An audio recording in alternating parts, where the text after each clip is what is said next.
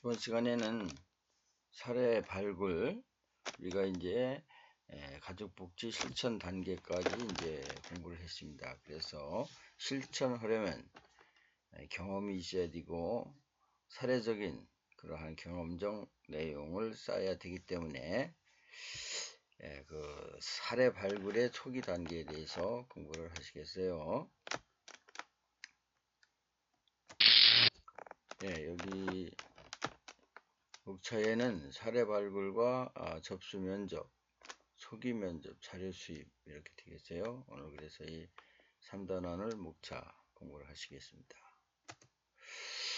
우리가 이제 그 사례를 하기 위해서는 뭔가 목표를 두고 경험을 해야 되잖아요. 그렇기 때문에 이제 접수와 자료 수집을 해야 되고 관계 형성, 합류하기 그 다음에 그 사례 발굴한 자료로서 그 가족이 무슨 문제가 있나, 가족 사정, 가계도 상태도를 이제 그리면서 그 상황을 알아야 되겠죠. 목표 수립 및 계약, 중간 단계, 종결 단계, 개입, 가족 치료, 보호엔에 이제 가족 상담, 구조적 가족 상담, 전략적 가족 상담, 해결 중심 이제 가족 상담 이런 걸 우리가 또 공부를 하게 되겠죠. 그래서 이제 이렇게 그 절차에 의해서 상담을 하게 되는 거예요. 1. 접수와 자료 수집. 근데 거기에서 이제 라포, 관계 형성이 돼야 돼요. 합류를 해야 돼요. 두 번째, 자료 수집 단계에서 면밀히 이 클라이언트가 왜 상담자를 찾아왔는가에 문제를 사정해 봐야 되겠어요. 문제 사정이라는 건 살펴본다, 조사한다 여러 뜻이 있는데 사회복지에서는 그 계획도 될 수가 있어요. 상담에서는 그 가계도 그 사람의 가계도 또 상태계 등 이렇게 그리면서 면밀히 살펴봐야 되겠죠. 또 그렇게 한 다음에 목표 수립 및 계약을 해야 되고 또 개입이 시작되고 평가 이제 종교를 하는데 그 개입 단계에서 이제 우리가 가족 치료의 방법으로서 보엔의 다세대 상담기법, 구조적 상담기법, 전략적 상담기법, 해결중심 상담기법을 앞으로 공부를 하겠습니다. 사례 발굴과 접수 면접, 클라이언트 문제 확인, 의뢰, 참여 유도, 그래서 접수 단계에서 사회복사의 과제, 클라이언트의 문제 확인, 의뢰, 참여 유도, 또 참여 유도에 있어서 관계 형성, 라포 형성이라고 하죠. 동기화, 저항감 해소와 양가 감정 수용. 저항감이 뭐죠? 이제 그 클라이언트가 상담자에게 그 문제에 대한 여러 가지 방법으로 이제 솔직하지 않고 그 상담에 임하는 문제가 적극적이지 않고 여러 가지 그 제시처가 있겠죠. 그런 걸 이제 빨리 그 상담자는 사정을 해서 그 사람의 그 성격이라든가 그 사생활의 문제 이런 것들을 알아내야 된다. 그래서 초기 단계의 원조를 신청하러 온 사람의 문제와 욕구를 확인하여 기관의 정책과 서비스를 받을 자격 요건을 갖추었는지 여부를 결정하는 과정이다. 잠재 클라이언트, 지원자 클라이언트. 그래서 사회복지 실천 초기 단계에서 사회복지사의 역할이 이렇게 그림으로 요도가 한번 보시면 되겠어요. 그 사례 발굴에서는 클라이언트가 호소하는 문제들이 가족 구성원 모두에게 영향을 미치고 가족 구성원들이 그 문제의 발생과 유지에 영향을 주고 있다고 판단되면 가족 단위의 가족 복지 실천이 필요하다고 고려될 수 있고, 클라이언트가 가족 단위의 개입을 추천하여 가족 단위의 개입 가능성 여부를 판단할 필요가 있다. 그래서 사례 발굴은 다양한 방법으로 이루어지며 집적, 내방, 의뢰, 가정 방문을 통한 방법으로 진행된다. 사례 발굴을 위한 다양한 방법의 예는 주민센터 담당 직원에게 가족 서비스에 대한 홍보 협조를 요청함, 적극적인 가정 방문 활동을 통하여 지역사회나 가족의 특성을 파악한다. 또 타 사회복지관이나 네트워크를 유기적으로 운영하고 위기 사례에 대한 공동 대처에 공감대를 형성한다. 가족이 쉽게 접근할 수 있도록 홍보, 접수 시스템, 서비스, 자원 등의 홍보가 중요하다.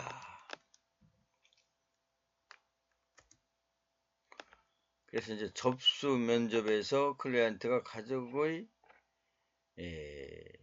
서비스에 대한 최초로 관심을 표현하는 단계로서 신속하게 접수 여부를 결정한다. 인테이크를 담당하는 사회복지사는 클라이언트의 가족의 방문 목적과 기대 욕구를 확인하고 접수 양식에 기록을 한다. 그 슈퍼바이저에게 보고하고 필요시 사례 회의를 통하여 초기 면접 여부를 결정한다. 접수 양식의 주요 내용이에요.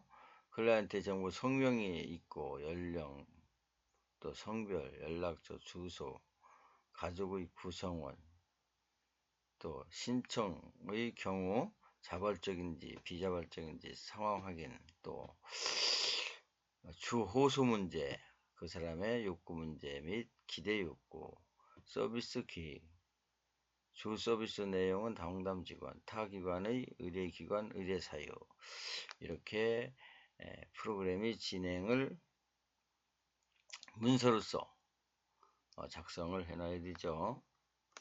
그 다음에 클라이언트가 개인 목표와 반대되는 행동을 보이는 것을 원인, 인간은 변화를 원한다는 도움을 청하면서도 익숙한 것을 버리고 새로운 행동을 해야 한다는 두려움으로 변화에 대한 저항을 하게 된다. 그래서 저항의 유형, 묵비권, 침묵, 말하는 거죠. 핵심에서 벗어난 주제 말하기, 말을 돌린단 말이에요. 또 무력함을 표현하고 문제를 축소하거나 마술적 해법을 기대하는 것, 저항의 심리를 행동으로 나타내는 것, 이렇게 저항의 유형들이 있습니다. 또 저항 다루기가 있어요. 저항 상담자가 클라이언트가 이러한 저항의 유형을 보일 때에는 저항 다루기 변화를 방해하는 관계 다루기, 저항의 변화로의 진전을 심각하게 방해할 경우에만 사용한다. 저항의 저변에 있는 현재의 감정에 초점을 둔다. 저항 다루기를 통해 클라이언트의 부정적인 감정을 표현함으로써 대인 관계에서 부정적인 감정을 효과적으로 다룰 수 있는 경험을 하게 된다. 방문 거부형, 사회복지사는 자기소개를 분명히 하고 안정되고 편안한 모습을 취함으로써 클라이언트의 거부감을 감소시키고 안정감을 줘야 된다는 거죠. 그게 라포 형성이라고도 볼 수 있어요. 방문 목적을 구체적으로 다루기보다는 일반적인 목적을 설명하여 첫 대면의 부담을 감소시키는 데 집중하고 다음 방문의 약속을 검토한다. 또 탐색, 경계형, 사회복지사를 살피거나 자기를 표현하는 데 방어가 있고 솔직하지 않으며 수동적인 태도를 보인다. 사회복지사는 반문 목적을 중심으로 클라이언트를 지나치게 끌어들이기보다는 사회복지사도 가벼운 측면으로 라포를 형성하는 데 관심을 가진다. 필요한 경우에는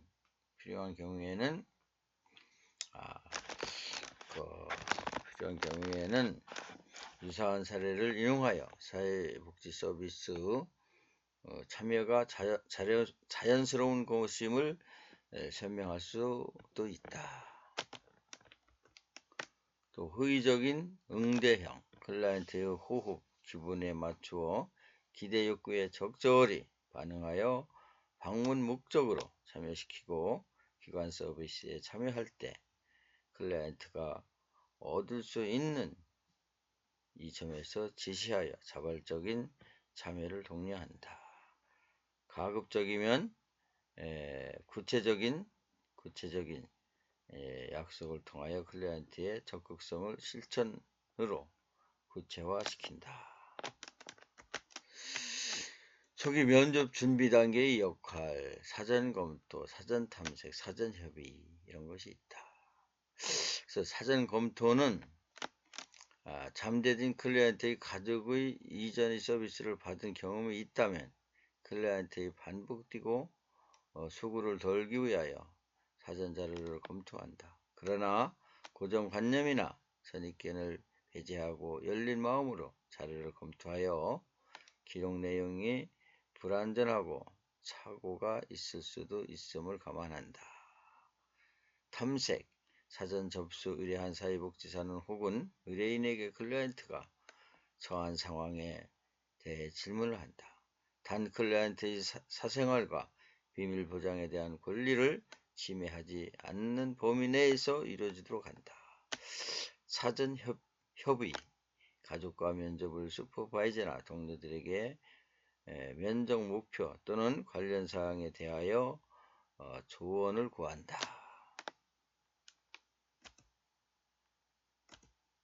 준비 단계요.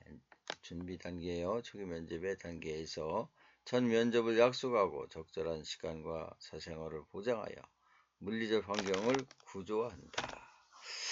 여기 이제 면접 클라이언트의 환경 준비, 사회복지사는 면접 양식, 리플렛, 기초 지식의 준비, 사전 준비 기술과 면접 기술을 이해, 참여 가족 수에 따른 환경 조성, 아동 참여 여부 결정, 소요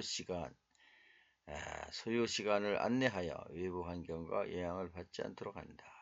면접 장소, 상담실, 원탁, 정리정돈, 방음, 상담 안내 표시 등 면접 기록, 사전의 기록의 종유성을 설명, 기록, 방법, 녹음, 녹화, 필기 등을 한다. 이게 이제 초기 면접의 단계들 역할이에요. 사전 공감, 사전적 자기 탐색, 집중적 자기 관리, 사전 계획과 기록이 이런 네 가지의 구분을 해서 초기 면접 단계에 차질이 없도록 이렇게 준비를 해야 되죠. 사전 공감은 클라이언트의 감정과 관심사에 대해 이해하도록 노력하고 클라이언트가 있을 수 있는 느낌, 생각, 현재의 문제 등의 역동성을 공감해 본다. 즉 클라이언트의 눈으로 세상을 보는 것으로서 클라이언트를 개방되고 다양성을 가진 존재로서 이해하기 위한 노력하는 것이다. 사전적 자기 탐색은 사회복지사의 특징, 욕구, 편견, 정서적 약점, 행동 패턴 등의 클라이언트에게 미칠 수 있는 영향을 탐색한다. 또 클라이언트에게 제공되는 서비스의 특성에 사회복지사의 개인적 자아가 영향을 미칠 수 있다는 점을 의식적으로 집중한다. 집중적 자기관리, 클라이언트에게 영향을 미치는 요인에 대해 확인하면 면접의 상황에 개인적 상황이 방해가 되지 않도록 개인의 사고, 느낌, 신체적 감각 등을 관리해야 한다. 일반적으로 긍정적 자기 독백, 근육이완, 간단한 명상 등이 활용할 수 있다. 집중적 이제 자기 관리를 해야 된다. 사전적 기과 기록. 면접을 시작하기 전에 면접의 목적, 사회복사의 역할, 질문 내용, 서비스의 내용, 종결 시점 등에 대한 사전 계획을 한다. 또한 클리언트의 특징, 의뢰, 신청, 이유, 신뢰, 이런 내용의 문제, 상황을 앞으로 계획 등을 요약한다. 또 일상적인 대화에서 시작하기, 일상적인 이야기, 날씨라든가 환경이라든가 하나의 기분 전환, 옷차림 등 하나의 이제 사회의 요즘 이슈 그런 것들을 클라이언트에게 처음 시작하는 언어에서 상담이 시작된다. 또 사회복사는 첫 이야기서부터 기울이고 정성 어린 반응을 보여야 된다. 면접이 시작되고 일상적인 대화에서 시작하기. 또 두 번째는 사회복사 및 기관의 역할을 설명하기. 사회복사의 역할과 기관에서 클라이언트에게 제공할 수 있는 서비스 내용을 설명함으로써 클라이언트의 참여자의 관심을 이끌어낼 수 있어야 된다. 3. 클라이언트가 역할과 규칙 설명하기. 사회복사는 클라이언트가 가족 서비스의 실천 과정에서 가족들이 이행해야 할 시간, 과제, 가족 참여 등의 규칙들에 대해 동의를 하고 약속을 하도록 한다. 기관의 정책과 윤리적 요인에 대한 논의하기. 가족복지 실천이 진행하기 위해서 법적, 정치적, 윤리적 차원의 요인에 대해 논의해야 하는 것이 매우 중요하며 행동의 원칙을 이해하는 것도 진실하고 정직하며 신뢰성 있는 관계를 발전시키는 데 매우 중요하다. 구체적인 내용으로는 가정폭력, 관련법, 아동학대, 관련법, 클라이언트의 자기 결정, 비밀 보장 등과 관련 사항이다. 그래서 이번 서비스 과정에서 부득이 약속을 취소하게 될 때는 사전에 저장을 주셔야 합니다. 저와 나는 어떤 이야기도 비밀을 보장해 주는 것이 일반적인 원칙입니다. 부득이 비밀을 유지하지 않게 될 때는 사전에 동의를 받는 절차를 취하겠습니다. 다만 아동학대나 가정폭력의 경우는 같은 면접의 명시되어 있는 경우에는 비밀 보장을 유지할 수 없습니다. 이것은 인간 개개인의 존엄과 비밀 보장의 가치보다 우선하기 때문입니다. 그리고 저희 기관의 서비스를 이용하면서 불만족스러운 사항이 있을 때는 언제든지 의논해 주시기 이렇게 자세하게 신뢰성 있게 설득을 해야 된다는 설득보다도 이렇게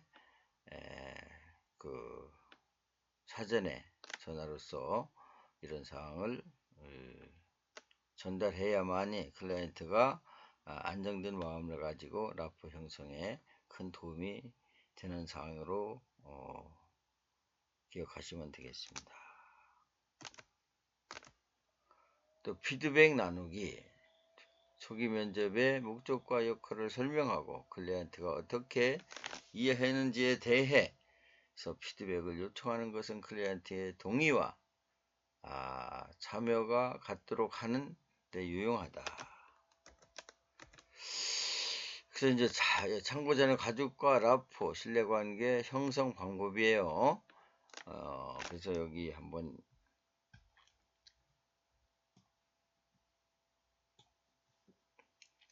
클라이언트의 행동에 맞춰 반응한다. 만약 가족이 전원을 만나게 되는 경우에는 차례대로 가족 구성의 행동에 반응한다. 만나고 있는 가족의 사용하는 단어나 말투를 주의 깊게 살핀다. 가족이 자주 사용하는 단어나 표현을 찾아낸다.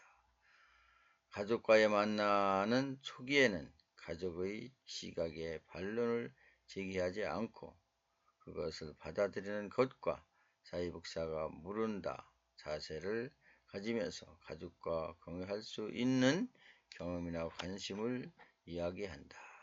클라이언트의 메시지를 관심을 집중한다. 이렇게 돼 있어요. 클라이언트를 향해 앉는다.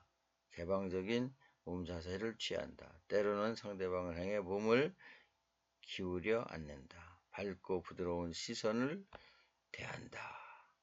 아, 예, 그렇군요. 등의 음성 반응으로 집중 표현, 적절한 고개를 끄덕인다. 예, 의사 커뮤니케이션의 문제가 라포 형성에 중요하기 때문에 라포 형성이 클라이언트로부터 인정을 받아야만이 그 상담의 결과가 있기 때문에 이렇게 하는 것입니다.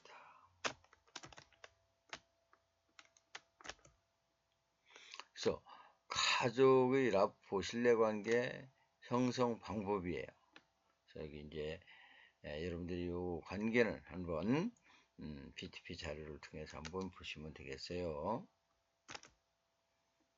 또 탐색 과정에서 클라이언트의 가족의 문제, 욕구, 상황에 대하여 좀 더 정확하고 현실적인 정보를 확인한다. 탐색 내용으로는 가족의 이야기하는 문제의 근원, 문제의 과정, 그리고 문제를 유지시키는데 요인들뿐만 아니라 문제 해결에 유용하게 사용될 수 있는 장점, 속성, 자원을 이해하기 위하여 초기 면접을 진행한다. 또 현재적 탐색 내용, 가족 도움을 요청하는 문제, 가족이 기관에 오게 된 경우, 문제 발생 빈도와 지속시간, 가족의 상담하는 문제의 심각성, 각 가족 구성원의 문제에 대한 인식, 신체, 정신적으로 위험에 처한 가족 구성원은 유무 및 상황, 사회복지사의 개입에 대한 가족의 태도와 기대.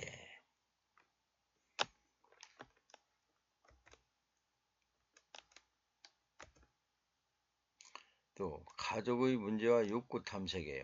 탐색 과정에서 클라이언트는 가족의 문제, 욕구, 상황에 대하여 좀 더 정확하게 현실적으로 정보를 확인해야 된다.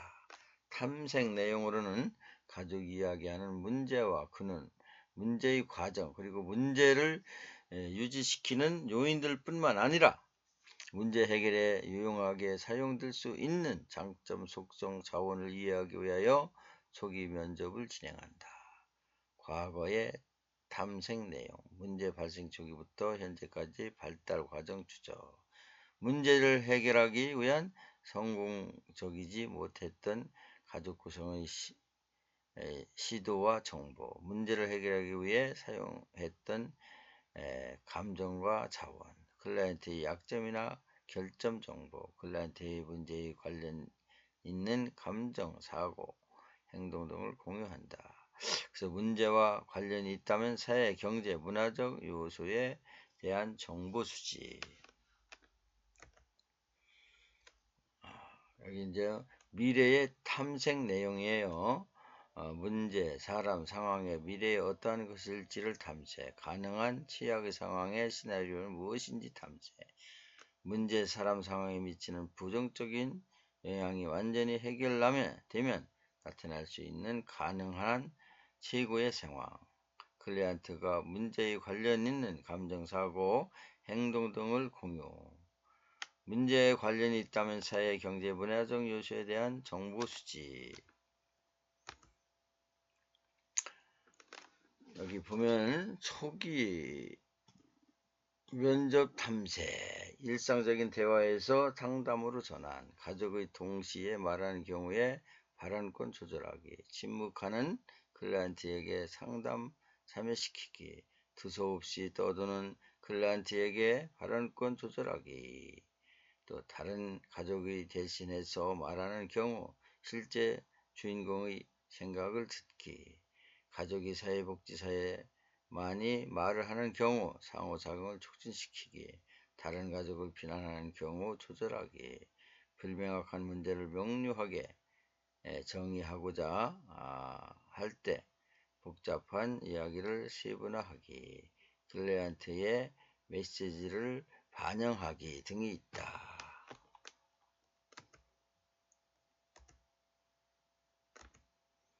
면접, 초기 면접의 종결시 고려사항.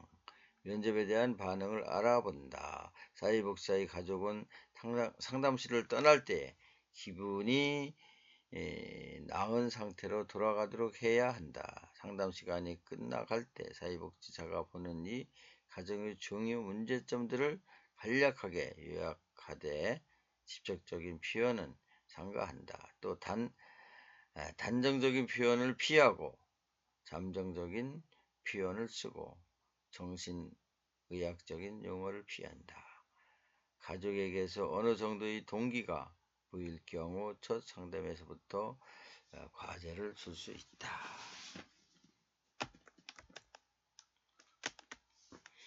또 가족이 상담에 대한 동기가 막연하거나 불안감이 클 때는 상담의 처음과 끝이 사교적인 대화를 의식적으로 많이 한다.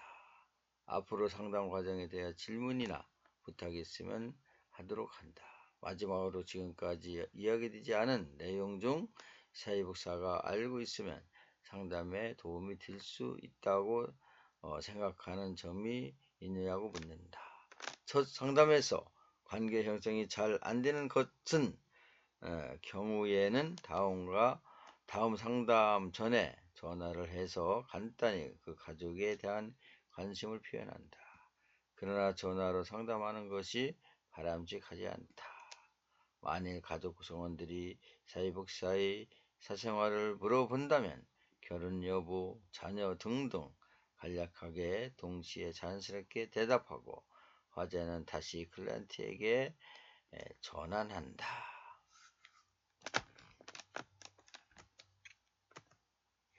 차기 면접 약속, 본 기관의 계속적인 가족 서비스에 참여하게 된다면 구체적인 사정과 개입을 위하여 막연히 면접 종료는 클라이언트에게 혼란을 야기시킬 수 있으므로 주의해야 한다. 또 초기 면접의 점검, 가족 사정을 위한 유용한 자료를 수집했는가, 아직도 불명확한 부분이 남아있는가, 기관의 수혜 적격 기준이 합당한가, 클라이언트의 가족 기대 욕구, 기관의 서비스 및 역할이 부담이 되는가, 클라이언트는 가족에게 서비스를 지원함으로써 환경적인 문제를 장애물은 무엇이 있는가, 가족 개입 과정이 포함될 수 있는 클라이언트 가족의 지원과 강점이 무엇인가, 클라이언트는 가족을 위한 세상의 서비스를 적용해 줄 수 있는가, 아니면 타 기관에 의뢰하는 것이 더욱 현명한 것일까, 클라이언트가 가족에 정확한 정보를 주었는가, 아니면 다른 자료에 비추어 볼 때 일치되지 않는 부분이 있는가, 가족 개입에 도움이 될 만한 정보가 수집을 위하여 지역사회에 어떤 지원을 활용할 수 있는가, 이런 것들을 초기 면접에 점검을 해야 된다는 것이죠. 자, 여기 이제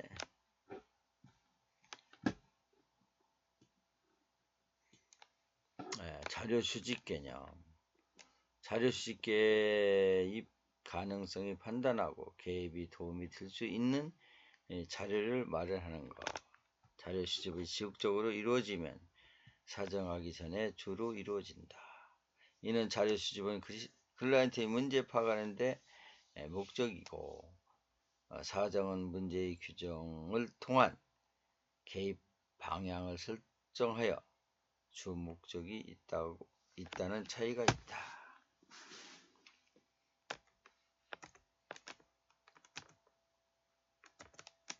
클라이언트에게 얻는 자료, 클라이언트 이야기와 작성한 자료, 태도 등 비언어적 행동으로 1차적으로 정보 제공자로서의 가장 중요하다.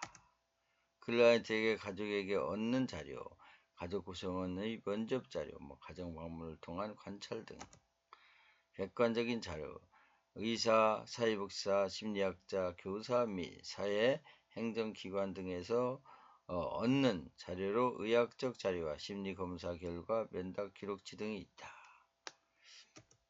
클라이언트에게 개인적 관계에서 얻는 자료, 고용주, 연구자, 친구 등의 면접 등을 통해 얻는 자료이다. 클라이언트에 대한 사회복지사의 개인적인 경험, 클라이언트 이야기 나눔회 등 상호작용을 하면서 느끼는 사회복지사의 주관적 경험을 통해 얻는 자료가 있다. 기타 사례에 관련된 신문 및 연구자료, 투서 또는 소문 등을 향해 얻는 자료.